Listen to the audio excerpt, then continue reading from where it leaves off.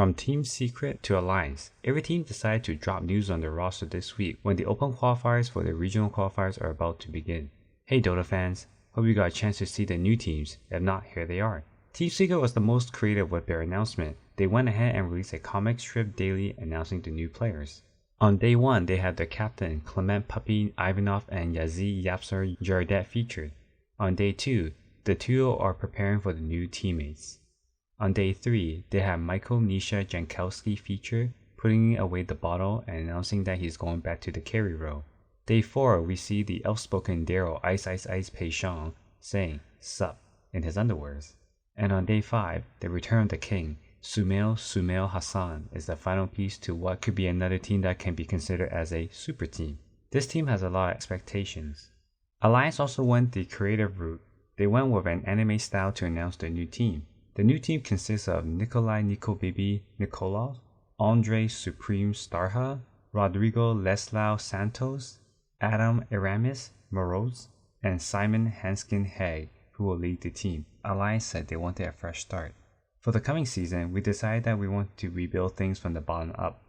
We have kept the core to build, but overall we wanted to create something fresh and new. A new team has emerged. Evil Genius says bid farewell to Tall Fly Azik, and Fly announces his new team, Talon, which will play in the Southeast Asia DPC Division 2 to start the DPC season. Talon features Kim Gabi Valaferte, Rafli Mikoto Ramen, Damien KP Chok, Brizio Adi Hyde Putra Budiana, and Fly, who will try to captain this team into Division 1 of the DPC SEA region. Talon has high hopes for this squad. We have put together a supremely talented roster with the goal of contending for majors and of course the international next year, Sean Zhang, CEO of Talon, said in the press release. Team Liquid continues to make changes. Tommy Taiga Lee has bid farewell to the team. Team Liquid tweeted and said, "Tommy will always remain a part of our journey and a great friend. Regardless of which team he is on, he will always have a place in our hearts, and we will unconditionally root for his success." Last, Matumbaman Yurpalainen has tweeted that he's returned to Team Liquid, the team that he won the International 2017 with. Max Koifa Brocker announced on the stream that he is going full-time streaming for Team Liquid. However, he has hinted that he might be coming back for the second tour. Yeah, as you guys have probably heard, I will not be playing competitively next season, and instead I'll be streaming for Liquid. Obviously, it does not mean that I'm done playing competitively whatsoever. I, still would love to play like the next season, not this one, but the next one, in a team that I fully believe in. I did get a few offers for this season, but yeah, none of the teams I believed in like wholeheartedly, and I don't want to like half-ass anything. So yeah, just gonna focus on the stream and my individual play for now. Tundra Esports made a surprising announcement, and that's almost unheard of in the Western Dota 2 scene. Tundra Esports announced they have signed their entire Dota 2 team through 2024. Anthony Graham said, "We've seen the potential these players show and immediately recognized the talent they have. Their rise to success and the ability to bounce back from setbacks makes us believe they are a winning combination." Evil Geniuses finally announced their roster on Saturday, November 20th. EG welcomes Yessi jerAx Vanica as their new captain and Igor Nightfall Grigorenko as their offlaner. The two will join Artur Artizi Babed, Abed Yusuf, and Andreas Krit Nielsen on the team. This EG roster has a lot to live up to now with a back-to-back TI winner as their captain. Very grateful for the opportunity to play for EG. Hopefully we will be doing great as a team.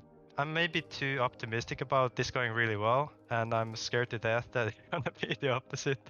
I wouldn't be competing in Dota if I wouldn't set the expectation for the team to be one of the best. For myself, I don't see any other reason for me to approach playing this game. Nigma Galaxy roster remains unchanged from last year when they failed to qualify for the international, but this time they will have played together longer and hopefully there's chemistry between players.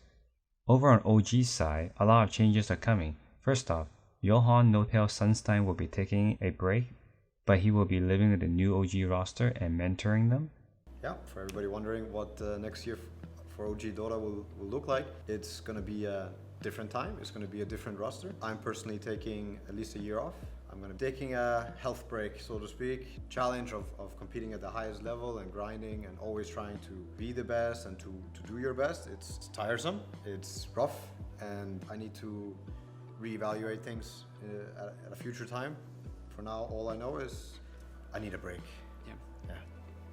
Sebastian Seb Devs is officially stepping away from the game. His win or die mentality has carried him to back-to-back TI wins, and now he said the passion isn't there anymore. A quick update on what's going to be next for me. It's still not entirely clear, but what is very clear is that I'm going to be stepping away from what has been my mindset for the entirety of my career, which was win or die. I feel like I don't have it in me to do that anymore. And that's kind of the promise I made myself when I started competing. If I'm ever going to be around Dota or around teams, it's going to be me helping with, the experience and what I have gathered over the years, but it's not going to be 150% commitment. I don't have it in me anymore. I knew before TI10 that I was going to retire. I did not share it with my teammates because I didn't want this to be about me. I didn't want them to think, I don't know, what they would have thought, I want to do it for him or something. I wanted them to be themselves and to feel, normal, like they would normally feel. So I kept it for myself. And lastly, Tobias Topson Tapisainen will also go on a much needed break to spend more time with his family. OG has gone with a relatively new player lineup. Their coach Mikhail Misha Agatov will become the new captain of the team. They bring in Tommy Taiga Lee to play position 4, Artem Uragi Golubiev will play position 1, Balsidar BZM Bogdanov will play position 2, and Amar ATF Al Asaf will play position 3.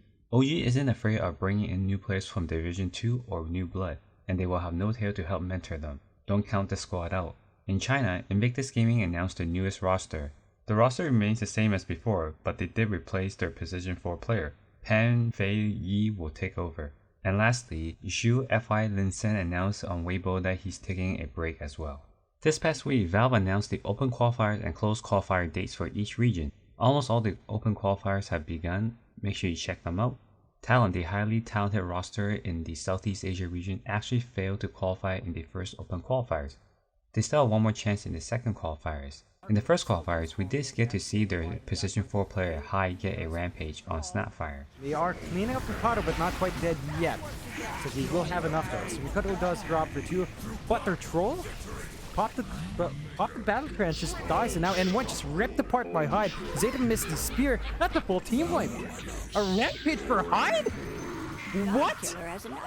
Hyde!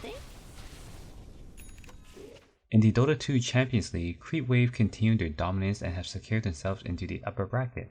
There will be tiebreakers to find out who gets the last spot up there. Next week, we will find out who the winners are. Hopefully you got all of that. Let the winter tour begin. Thanks for watching. Like, share, and subscribe.